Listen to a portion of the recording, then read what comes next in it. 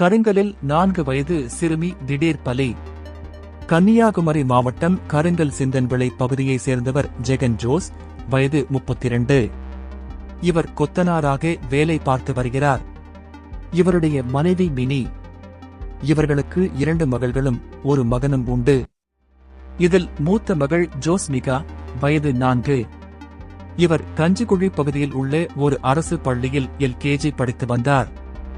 இந்த நிலையில் நேற்று முன்தினம் குழந்தை வீட்டில் பேச்சு மூச்சில்லாமல் கிடந்துள்ளது.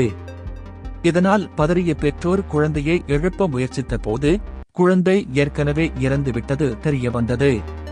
பின்னர் இதுகுறித்து கருங்கல் போலீஸ் நிலையத்தில் புகார் அளிக்கப்பட்டது. உடனே போலீசார் சம்பவ இடம் விரைந்து வந்து குழந்தையின் உடலை கைப்பற்றி பிரேத பரிசோதனைக்காக ஆசாரிப்பள்ளம் அரசு மருத்துவமனைக்கு அனுப்பி வைத்தனர். அங்கு பிரேத பரிசோதனையில் நுரையீரல் தொற்று ஏற்பட்டு குழந்தை உயிரிழந்தது தெரியவந்தது. தொடர்ந்து இதுகுறித்து போலீசார் விசாரணை நடத்தி வருகிறார்கள்.